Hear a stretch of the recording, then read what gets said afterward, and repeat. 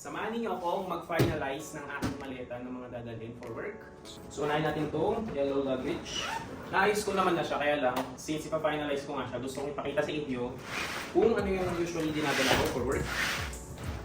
Nothing special naman, kaya lang, baka makatulong sa iba na, kailangan, pwede palang magdala ng ganun. This side is more on pang work, itong side na to.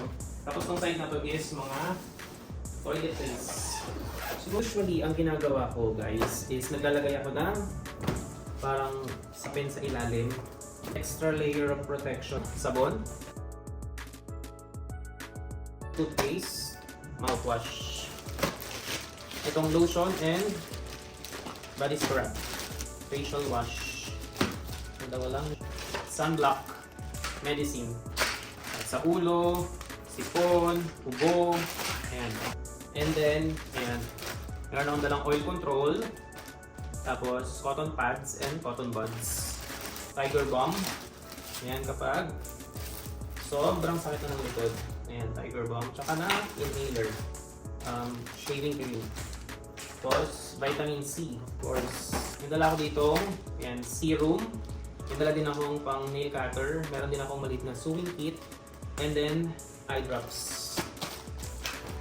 So, okay na to. Yan. Close na tong side na to. Everyday na, chinelas. Running shoes. And then, pang work.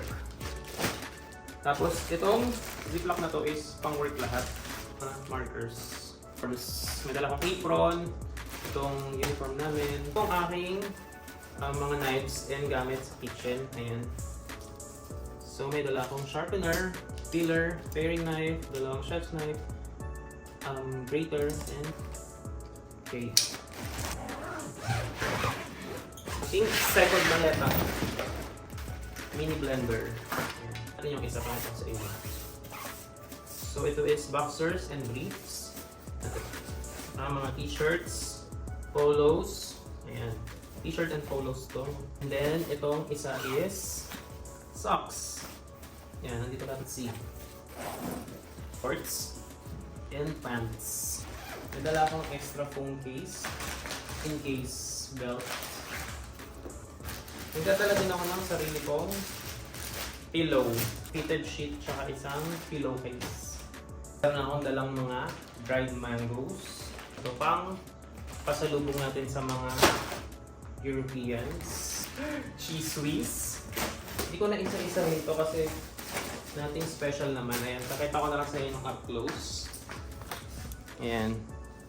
Meron tayong pansit canton, mga chips, boy bawang. Meron tayong mga canned goods. And then, juice. Ayan. So, okay na tong side na to. Okay.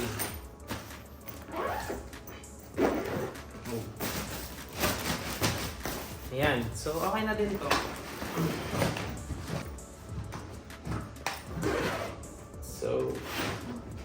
So yun lang yung aking mga dinadala usually kapag nag-join ako ng work. And siguro ito mga nasa 40 na rin to, 40 kilograms. Kasi kagabi nung tinimbang ko siya, itong isa is 22. Tapos itong isa is nasa 18. So 40 point something na yun. So okay na yun. So see you sa Germany!